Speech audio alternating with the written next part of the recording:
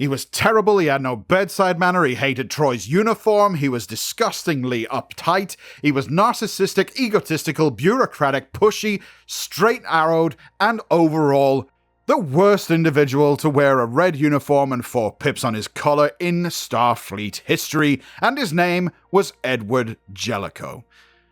And that's it for that video. If you want to keep up to date on all the latest Star Trek news, lore, and more, oh, alright, fine. I suppose you want more than that. Fine, Your Majesty. Why, I ask you, did we call this video Starfleet's Worst Captain? My own personal answer to that question, as I'm sure a chunk of you will agree, is we aren't. We're talking about the worst captain in Star Trek history, and we're talking about him because he is coming back to the Star Trek universe in 2022. That's right, it's time to talk about Edward Jellico in Trek Central's Star Trek Explained series. But why was he the worst? Why didn't Commander William T. Riker like him? The man only commanded the Enterprise D for 2 episodes, but somehow everybody hates him. I mean, why? Well, today we'll learn about that, and how Jellico returns to Star Trek. Welcome to Trek Central, lords, ladies, and sovereigns. I'm your host, Lieutenant Commander Adam, and let's get into it. And before we warp into the video, if you want to keep up to date on all the latest Star Trek news, lore, and more, then you know what to do. Hit the subscribe button and never miss a video from the team here at Trek Central. You can also follow us on social media for daily updates on the Star Trek universe. And as always, please let us know your thoughts in the comment section below, because if you're talking about Star Trek, then we want to hear about it. Okay, engage. Little is known about Edward Jellico's early life, apart from the fact that he began his early career as a shuttle pilot in the Sol system on the Jovian Run, a pretty standard shuttle run between Jupiter and Saturn. However, by the mid-2360s, he held the rank of captain and was a family man, if you can believe that, with a son. He would play a critical role in establishing the armistice in 2367 between the Federation and the Cardassian Union during the Federation-Cardassian Wars, a border conflict that would also start 2 decades earlier, in 2347. In 2369, he took command of the USS Cairo, an Excelsior-class starship. Captain Jean-Luc Picard, Commanding Officer, USS Enterprise, Stardate 46358.1. You are hereby requested and required to relinquish command of your vessel to Captain Edward Jellico, Commanding Officer, USS Cairo, as of this day. Jellico came to the attention of the crew of the Galaxy-class USS Enterprise D when he was assigned to the starship as its commanding officer in 2369, under orders of Vice Admiral Elena Nechayev. This was due to Jellico's experience in dealing with the Cardassians. A conflict between the Federation and the Cardassians was brewing, forcing the Enterprise captain Jean-Luc Picard to go undercover on Celtris III, where he found a couple of lights.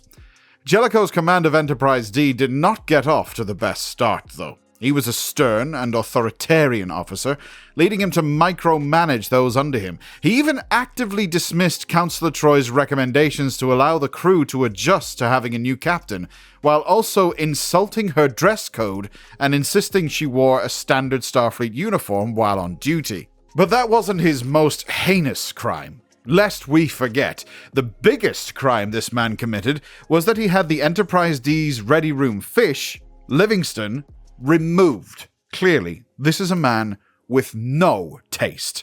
First Officer Commander William Riker ran into numerous confrontations with Captain Jellico, and that's just saying it mildly.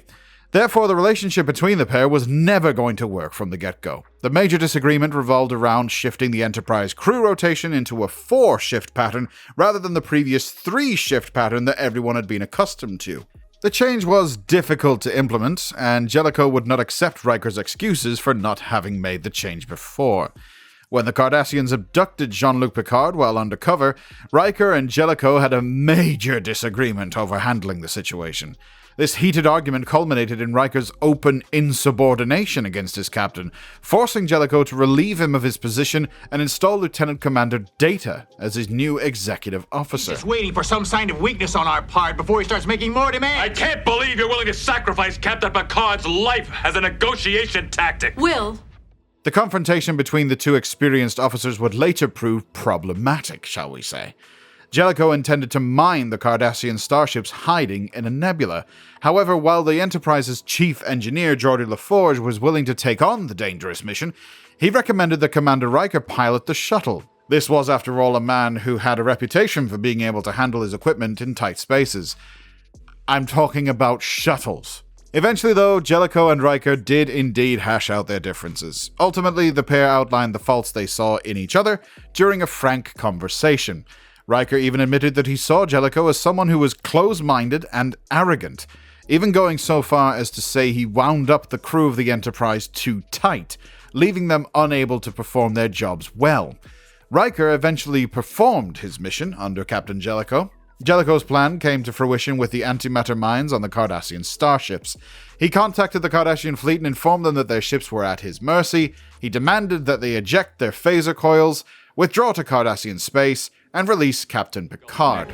Every one of your ships has a mine on its belly, my finger's on the button, and you're in a very bad position. You can't intimidate us. Mr. Worf, set off Alpha 4-2. Aye, sir. Although whether their eventual release of Picard was because of this power play or because they got sick of arguing with Jean-Luc about how many lights there were in his cell is any bugger's guess. There are 4 lights!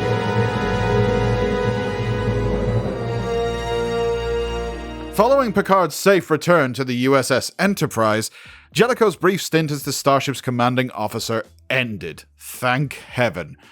He returned to command the Cairo again, not before informing the crew that it was an honor to serve with them. By 2374, he had been succeeded as captain of the Cairo by Captain Leslie Wong. However, the ship was listed as missing in action and later presumed destroyed by the Dominion. So what happened to Jellico? Well, by the early 2380s, apparently he was promoted to Admiral. Not really entirely sure how that happened, but I can only hope it wasn't because he banned a music duo, the Zebulon Sisters, from performing on active duty starships. You'll need to watch Lower Decks to dive deeper into that wormhole. Go on, it's absolutely worth it. Jellico's story then continues in the beta canon of the Star Trek universe, and like I've said hundreds of times, if I say the phrase beta canon, I'm talking about stuff that didn't happen on screen. We are in theorycraft mode, so will all the trolls please leave the building? I even asked you nicely. Anyway, he presided over the investigation following the loss of the Enterprise D at Veridian 3 in 2371, where he would not only return to facing down Commander Riker, but this time Picard as well. In 2381, Jellico was appointed Commander-in-Chief of the Federation Starfleet, which is a sharp uptick. I mean, he is played by the same guy who basically took over the entirety of Omnicorp in the RoboCop films, but still, come on. Can you imagine what would have happened if that became canon? Never mind the synths or anything that show up in Picard, all of them would have been replaced by defective ED-209s. ED-209s. Hang on a minute, ED-209? Edward Jellico? Is he the Star Trek version of an ED-209 android? I'm just going to stop that before I get too carried away. Being CNC of Federation Starfleet placed him in overall command of Starfleet's response to that year's Borg invasion, which devastated much of the known galaxy. Jellico's get-it-done attitude to command and strategy ultimately served Starfleet and the Federation quite well. He wanted to be on the front lines in command of a starship, therefore he spent many nights in his office presiding over war reports. But during the end of the war, Jellico reached desperation. The Borg was systematically exterminating the Federation on all fronts. Therefore, Jellico countermanded Admiral Nechayev's ban on weapons known as transphasic torpedoes and sent the design specifications to all Federation Starfleet members and the Klingon Defense Force. His attempt to save more of the Federation was a desperate gamble at best, and he admitted he would accept the blame if it went wrong. Eventually, the Borg invasion ended. Hurrah! And the Federation emerged victorious. Hurrah again! Though the level of life lost and the destruction on both the Alpha and Beta quadrants would take some time to repair. Following the invasion, though, Jellico tendered his resignation to Federation President Nanyeta Bako. I'm probably pronouncing that wrong. Oh well, tradition is tradition. Jellico believed that personal honor demanded this of him. Then, in 2386, Admiral Jellico's life fell apart. His role in the removal of the Federation President Min Zaif, wrong again probably, in 2379 by Section 31 was exposed due to the organization's collapse. As their files and records were made public, Jellico was exposed for forcing the president to resign following the Tezwan affair, and although he was personally not aware, this led to Section 31 assassinating Min after his resignation. Sore losers much? Federation security agents arrested the now-retired Admiral Jellico, and he was locked away. However, he was put into witness protection following the assassination of Admiral William Ross, boo, due to his involvement in Section 31, and their assassination of a Federation president. But dragging ourselves away from theory-crafting beta canon world, let's talk about the real world for a second. Around the time of the New York Comic-Con, it was announced that Ronny Cox would be reprising his role as Edward Jellico, this time for the animated series Star Trek Prodigy. This time, Jellico returns as an admiral and appears to communicate with Vice Admiral Janeway's USS Dauntless starship. A released screen grab shows the admiral speaking with Commander Tyces, Janeway's first officer. Going off of his rank on the episode, it's likely Jellico is the rank of Fleet Admiral, though whether he is C&C at the time, we shall see. Hopefully not. Probably will be, though. Prodigy is set 14 years after Jellico's last appearance on screen in The Next Generation. We can see he is promoted to Admiral. The series creatives explain that Jellico, like always, will act as some sort of foil to our hero, Admiral Catherine Janeway. Jellico has had a track record of getting things done no matter what you think of him, so he might indirectly help Janeway? Who knows?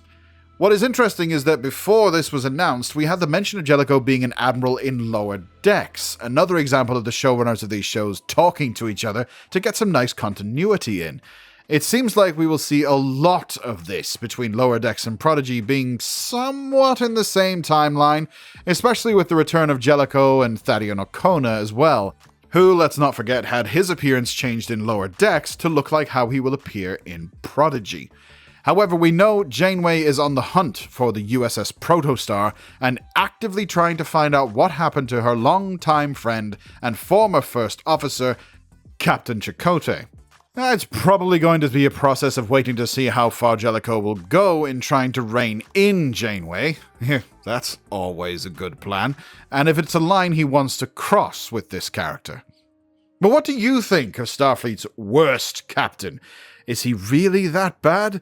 Or do you appreciate his command style in the Star Trek universe? Let us know your thoughts in the comment section below. And as always, if you want to keep up to date on all the latest Star Trek news, lore, and more, then make sure you hit that subscribe button to never miss a video from the team here at Trek Central.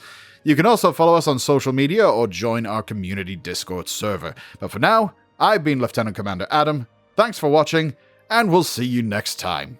Live long and prosper, my friends.